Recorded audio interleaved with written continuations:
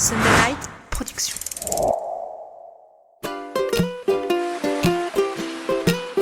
Bienvenue sur Mordu, le podcast des passionnés de glisse et d'outdoor. Mordu, le spot ultime. Bonjour à tous, bienvenue sur Mordu, le podcast glisse et outdoor pour notre chronique spéciale, le spot ultime. Je suis Mathieu et j'ai aujourd'hui le plaisir d'être avec Titouan Galea, le double champion du monde de wingfoil. Alors Titouan, si tu devais me parler d'une destination qui te fait vibrer, d'un spot ultime, ce serait laquelle ? Eh ben, sans hésiter, moi ce serait le Morne, à l'île Maurice. Voilà, il n'y a pas beaucoup d'endroits où on peut avoir tant de choses réunies en si concentré, quoi. Déjà, c'est possible de loger sur le spot même. Les statistiques de vent et de vagues à la bonne saison, elles sont juste énormes. Ben, on a tous les spots en un, quoi. On a un spot quasiment de flat, Kite Lagoon. On a des toutes petites vagues devant un spot qui s'appelle Little Reef. On a peut-être l'une des meilleures vagues au monde pour le wing en face qui s'appelle Manawa. Et on a une vague qui est un peu plus engagée pour le kite et la wing qui s'appelle Wanai. Et en bas de Wanai, on a l'une des meilleures vagues de Maurice aussi pour faire du surf, qui s'appelle Wanai Surf. Et tout ça condensé à moins de 1,5 km les unes des autres. Donc c'est juste génial, quoi. Génial, je vais te poser quelques petites questions. Alors le Morne, c'est plutôt débutant, intermédiaire ou expert ? Eh ben c'est pour tous en fait, parce que on a le Kite Lagoon où ils donnent des cours de kite. Et on a Manawa qui est une vague intermédiaire et Little Reef qui sont des petites vagues à moitié dans le lagon. Et on a Wanai qui sont pour les experts. Donc il y a vraiment tout en un. Tu vas avec tes potes, ta date, en solo ou en famille ? J'irai plutôt avec mes potes, ou en famille, parce que ma famille elle ride aussi, mais sinon plutôt avec mes potes, justement pour partager ces sessions de tout, de kite, de surf, de wing, parce que j'aime bien partager mes sessions avec mes potes. Le meilleur mois de l'année pour y aller ? Alors, c'est un peu compliqué, parce que la saison du vent c'est de juin à septembre-octobre. Les meilleurs mois, c'est forcément juillet-août, sauf que c'est là où il y a le plus de monde.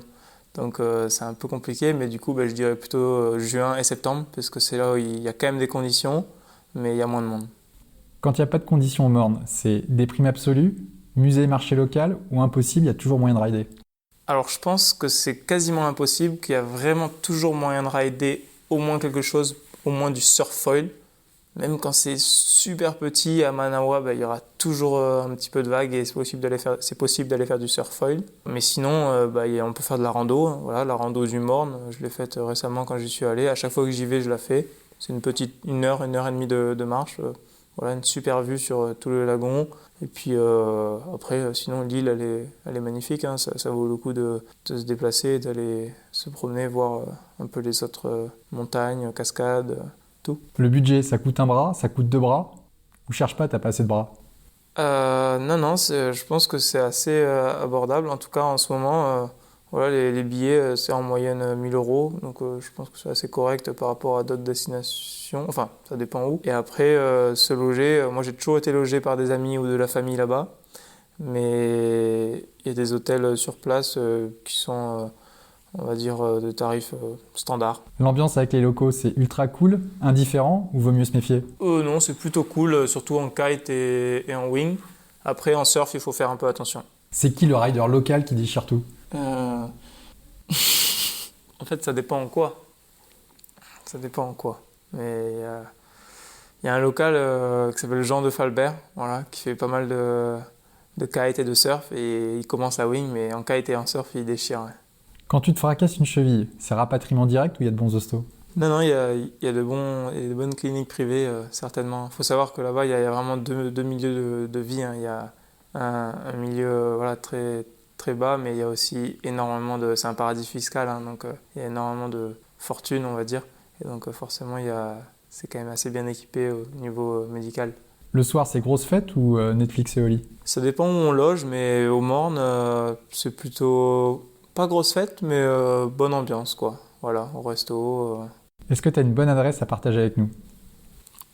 Moi, si j'irais en vacances là-bas pour rider au Morne, je recommanderais certainement le Riu Hotel.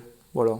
Tu es dans ta chambre, tu te lèves, tu ouvres tes rideaux, tu fais peut-être 50 mètres et tu es sur la plage. Voilà. tu peux prendre ton matos et tu décolles de là et après tu fais 500 mètres devant et tu as la vague. Donc je veux dire, il n'y a pas mieux, quasiment. Est-ce que tu as des recommandations spéciales?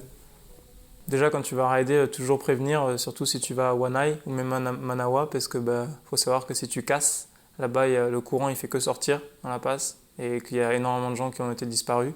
Et tant qu'à faire, voilà, les jours où il n'y aura peut-être pas les meilleures conditions, ça vaut le coup d'aller visiter l'île, parce que quand on reste là-bas qu'au Ryu Hotel, c'est pas vraiment ça le vrai Maurice, et ça vaut le coup d'aller à l'intérieur des terres, voir un peu le reste de la population, quoi. Top. Un grand merci pour tes tuyaux, Titouan. Puis je te dis à bientôt. À bientôt. Salut. Merci.